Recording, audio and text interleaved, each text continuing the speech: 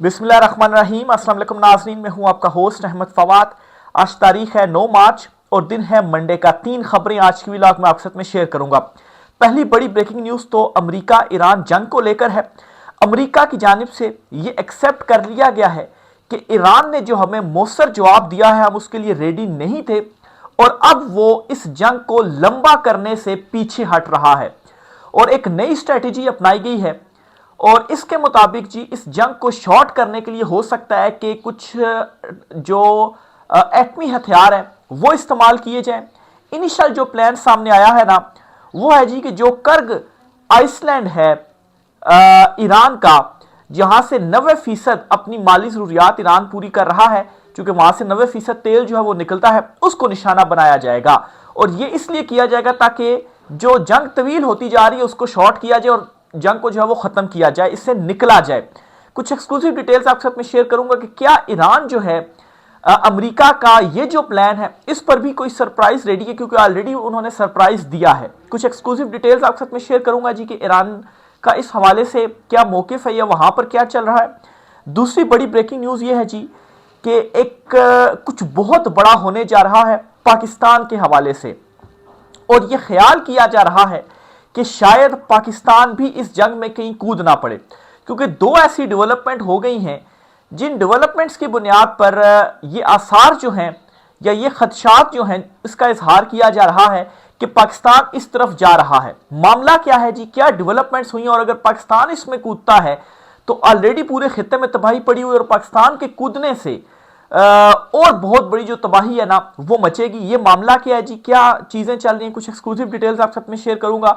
और तीसरी और इंपॉर्टेंट खबर आप साथ ये शेयर करनी है कि इमरान खान साहब से तीसरी मर्तबा डील की कोशिश की जा रही है, और एक वफ्द बैरून मुल्क से इस वक्त पाकिस्तान पहुंचा हुआ है जो कि इमरान खान साहब के करीबी लोगों से भी मुलाकात कर रहा है और कोशिश कर रहा है कि इमरान खान साहब से डील जो है या जो मामलात हैं वो स्टैब्लिशमेंट और इमरान खान साहब के आपस में तय करवाए जाएं। इस पर भी कुछ एक्सक्लूसिव तफसीलात हैं, वो भी आपके साथ में शेयर करूंगा। माफ कीजिएगा।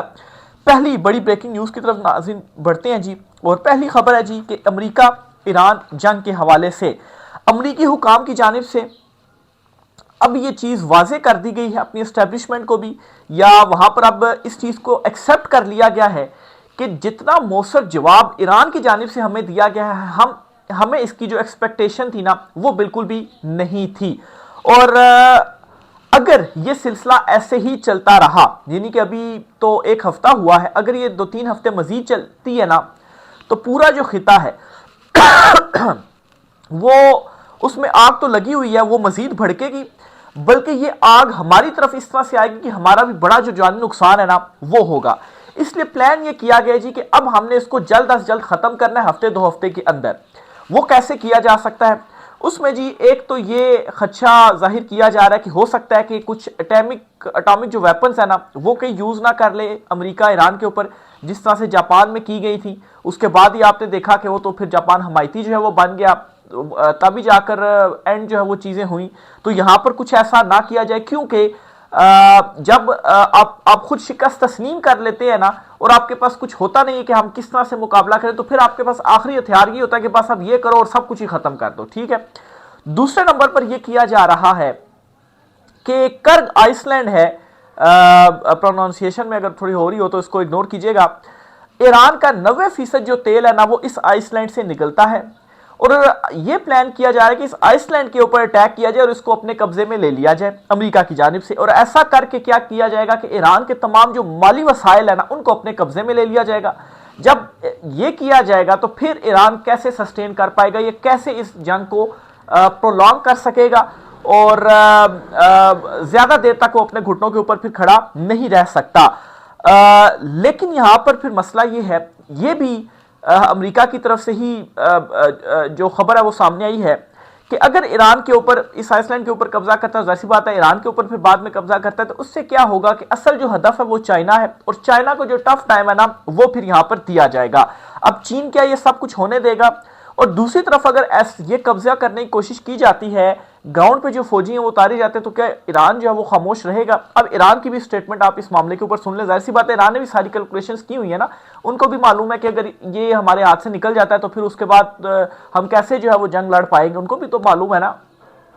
तो ये वाज़ेह जवाब दिया गया है कि हम रेडी हैं और आप आ जाएं, हम रेडी हैं और आप आ जाएं। इसका मतलब ये है कि इस मामले पर भी ईरान के पास बड़ा सरप्राइज रेडी है। एक चीज़ आपको वाज़ेह करता चलूं जी कि अमेरिका की मिस कैलकुलेशन के बाद ये बात कही गई कि ईरान जो था वो पिछले 20-30 साल से इस जंग की जो तैयारी है ना वो कर रहा था और मुकम्मल तौर पर रेडी था, और अभी जिस हिकमत अमली के तहत ईरान जो है वो ये जंग लड़ रहा है वो बड़ी कामयाब हिकमत अमली है। बिलाशुबा ईरान का बहुत बड़ा नुकसान हो रहा है, अमेरिका अच्छा खासा नुकसान कर रहा है ईरान का भी, ठीक है, लेकिन जिस हिकमत अमली के तहत अभी ईरान चल रहा है और जिस तरह से उसने फाइट किया और जो जवाब दिया ना, ये एक्सपेक्ट नहीं किया जा रहा था, ये सरप्राइज था अमेरिका के लिए।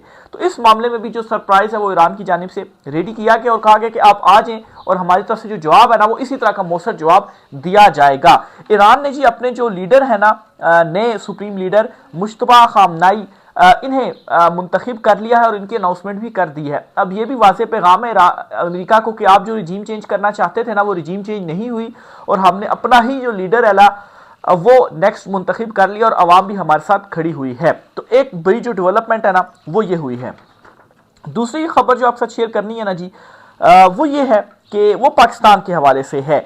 अब पाकिस्तान शायद इस जंग में कूदने वाला है, कैसे, मतलब ज़ाहिर सी बात है अभी खदशात ही हैं या एनालिसिस ही है, कोई खबर तो इस बार से नहीं है, लेकिन दो डेवलपमेंट्स हुई हैं। पहले इन दो डेवलपमेंट्स को आप गौर से सुनिएगा, फिर उसके बाद आप देखेंगे ये क्या हो रहा है, और अगर पाकिस्तान वाकई इसमें आ जाता है तो फिर तो और ज़्यादा बड़ी जो तबाही है वो मचेगी। कैसे?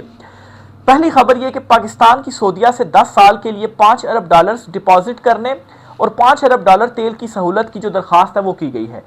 इस दरख्वास्त से पहले एक मुलाकात होती है जी, और जो दिफाई मुआहदा पाकिस्तान और सऊदीया का होता है उस दिफाई मुआहदे के हवाले से भी चीज़ें जो है वो चलती हैं, और इस तरह की भी सामने मामलात आते हैं, तासुर आता है जी कि सऊदी की जानिब से कहा गया देखें जी हमारा तो मुआहदा हुआ है दिफाई मुआहदा, तो उसके ऊपर अमल शमल जो है वो अब आप करें, वैसी बात है हमारा दिफा जो है वो अब आप करें।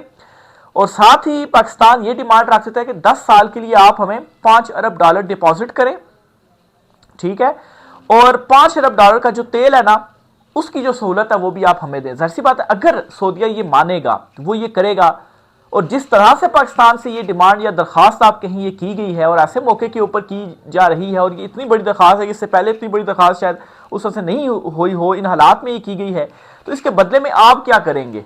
जाहिर सी बात है सऊदीया मतलब मुफ्त में तो ये सारी चीज़ें नहीं करेगा ना, वो क्यों ऐसा करेगा? या ऐसा वो सऊदीया पहले भी कर सकता था, पहले भी दरख्वास्तें आ सकती थी, और इस वक्त पर ये दरख्वास्त क्यों हुई, और इससे पहले एक मुलाकात भी हो चुकी है।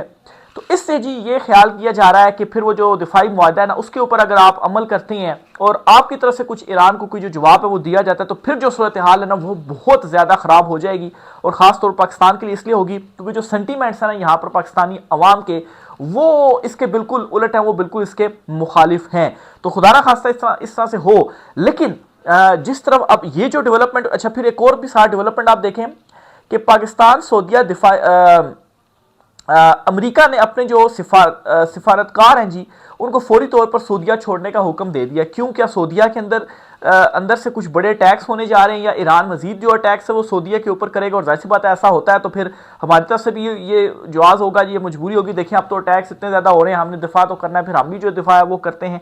तो ये जो दो डेवलपमेंट्स हैं ना ये इस तरफ इशारा कर रही हैं कि शायद कहीं इस तरफ जो चीज़ें हैं ना वो ना चली जाएँ, और अगर ऐसा होता है तो ऑलरेडी पूरा खिता आग में लपेटा हुआ है, तो फिर ये जो खिता है ना ये मजीद आग में लपेटा जाएगा। आगे आपकी जो माशी सूरत हाल है, और इस सूरत हाल के पेश नज़र अगर ये महाज जो है वो छिड़ जाता है तो कैसे सस्टेन किया जो है वो जा सकता है और कैसे चीज़ों को आगे चलाया जाएगा।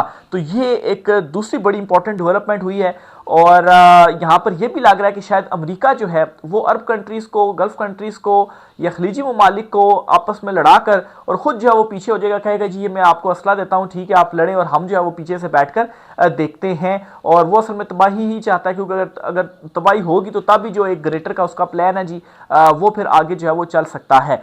तो ये इस वक्त दूसरी बड़ी इंपॉर्टेंट जो डेवलपमेंट है वो हुई है। यहाँ पर मेरे ख्याल से पाकिस्तान ऑलरेडी कोशिशें भी कर रहा है, एक स्टेटमेंट भी पाकिस्तानी हुकाम की जानिब सामने आई थी जी कि मतलब है कि राब्ते किए गए हैं और ये कहा गया है कि जी आप जो अटैक्स हैं वो ना करें, और इस तरह से बातचीत के जरिए अगर मामला हल हो तो ज़्यादा बेहतर। और चीन भी अब सरगर्म हो गया, सालसी की भी जो कोशिशें हैं उसकी जानिब से भी की जा रही है, क्योंकि अगर ईरान के ऊपर अमेरिका कब्जा कर लेता है तो फिर चीन के लिए जो है वो ये भी अच्छी पेशरफ्त नहीं होगी। खैर ऑलरेडी खामोशी के साथ मदद तो की जा रही है, ईरान की जानिब से मौसर जवाब भी दिए जा रहे हैं। साथ साथ अच्छा एक और खबर भी आपको देता चलूँ जी कि पूरे खित्ते में ये जो सारी तबाही आ रही है ना, इस तबाही में मजीद इजाफा ऐसे होता जा रहा है कि $104 फी बैरल ऑयल की जो कीमत है आलमी मंडी में वो हो चुकी है। और अगर ये ऐसे ही चलता रहा आइंदा हफ्ते 150 से $200 तक का अंदाजा लगाया जा रहा है फी बैरल ऑयल की जो कीमत है वो हो जाएगी। और इतनी कीमत होने से क्या होगा, पाकिस्तान में जो अभी मतलब है कि 55 रुपये इजाफा हुआ है ना, ये 600 रुपये फी लीटर तक भी पहुंच सकता है अगर ये ऐसे ही कंटिन्यू रहा तो। मतलब बेड़ा तो गर्क हो जाएगा ना। अभी तो एक ऑयल की 55 रुपये पेट्रोल की जो कीमत है वो बढ़ने से दीगर जो तूफाई का जो तूफान आया हुआ है महंगाई का, और 600 होने से तो जो तूफान आएगा तो कैसे लोग खाएंगे पिएंगे। तो ये भी बड़ी खतरनाक जो सूरत है ना वो इस वक्त बन गई है। आखिरी खबर जी इमरान खान साहब से डील की कोशिशों के हवाले से आपके साथ शेयर करनी है जी।